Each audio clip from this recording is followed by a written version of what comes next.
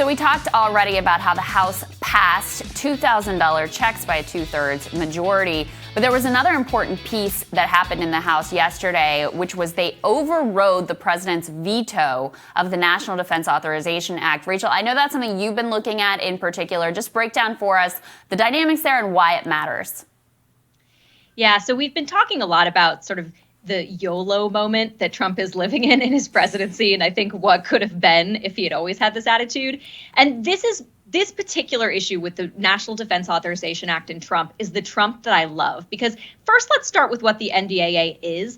It's not a military spending bill necessarily. It's a military authorization bill.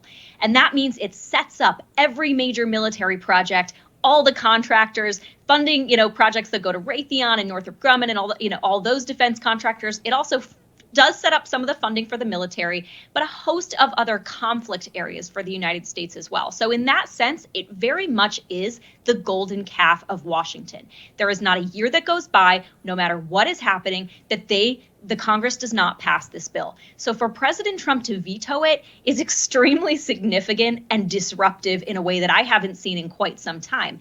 Now, his veto threat got a ton of attention because of what was in it. He basically said, look, I'm not going to sign this bill because it doesn't repeal Section 230, which is sort of his fight with big tech, but was also really crucial in the bill was that it was Congress basically flipping the bird to Trump and say, hey, Trump, you're trying to get us out of Iraq. You are trying to get us out of Afghanistan. You're trying to draw down troops from South Korea and Germany, where we have big bases. We are not going to let you do that. And it was a really significant step for Congress to take.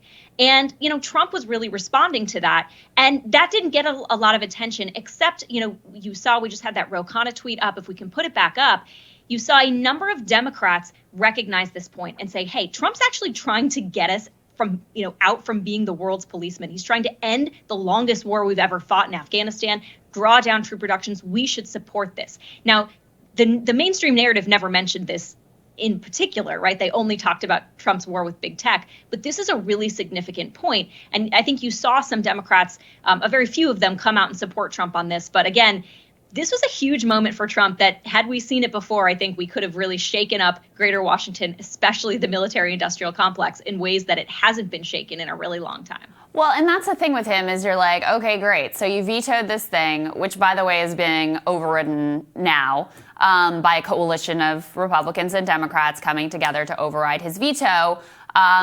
And yet you've been there for 4 years and you still haven't gotten us out of the wars and engagements that you said you were going to, and that you have complete power and don't have to go to Mitch McConnell or anybody else to ask permission for.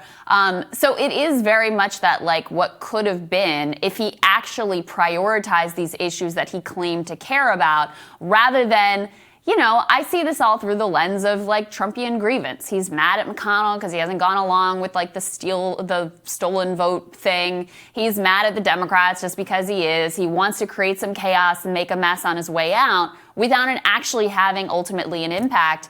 And then you're right that the messaging on why he vetoed it was also extraordinarily confused. There was some allusion to, like, oh, he's mad because they still want him to stay in Iraq and Afghanistan. But a lot more of it was Section 230 and the renaming of the bases that have, like, Confederate names to it. So it was kind of all over the place. And the justifications I saw members giving for their vote to override for their vote, in defense of the president's veto, I suppose, were kind of all over the place too. Like, some of them talked about endless wars. The Democrats that you cited here, like, that was their main overlap with Trump. But then the Republicans were kind of all over the board in terms of what their objections were to the NDAA. So I side with those who voted alongside the president on this, but I also think that the reasoning for it was kind of all over the map and not particularly well justified. Oh, you're suggesting that Trump, like, threw things against the wall and came out with a veto? Yeah, I know. I mean, it was just a wild thought I had. Yeah, no, I think it's a fair critique, right? And if you read the veto thread itself, it does pull on a lot of threads. Some of the culture war issues that you mentioned, Confederate bases, were definitely a part of this. But I think for people like me who have been spending, years working on this defense issue, this was a huge step for the Republican Party. And I think the final sort of I think, demonstration of where I think the Republican Party struggles with this question is this issue, where you had a number of Republicans who voted to override the veto, right, against President Trump, also vote against the $2,000 checks for Americans. Yeah. And so you have this divide in the Republican Party. Again, people who are completely fine spending money, right? Completely fine spending money when it comes to keeping Raytheon contractors employed, less favorable to actually helping Americans through a pandemic. That, I think, represents the tension in the Republican Party that they are going to have to grapple with if they want to maintain themselves as a relevant, opposition party or leadership party in America. And that's why I think this issue, again, one element of it that is very important. Yeah, I think that's right. And I mean, one final interesting note on this is Trump tweeted this morning, or middle of the night, I guess.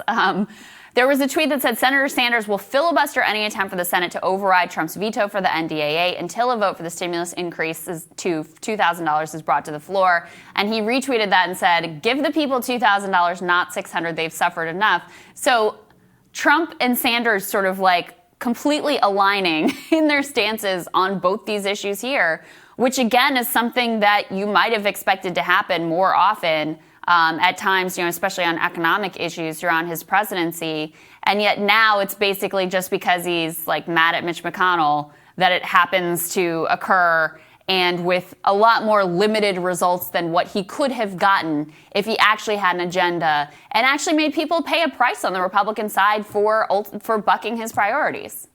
Yeah, no, that last point I think is the most important. Trump had a tremendous amount of political power. Again, he's the most popular Republican in the country. He never used that. He never leveraged that against other Republicans in D.C.'s leadership, including Mitch McConnell.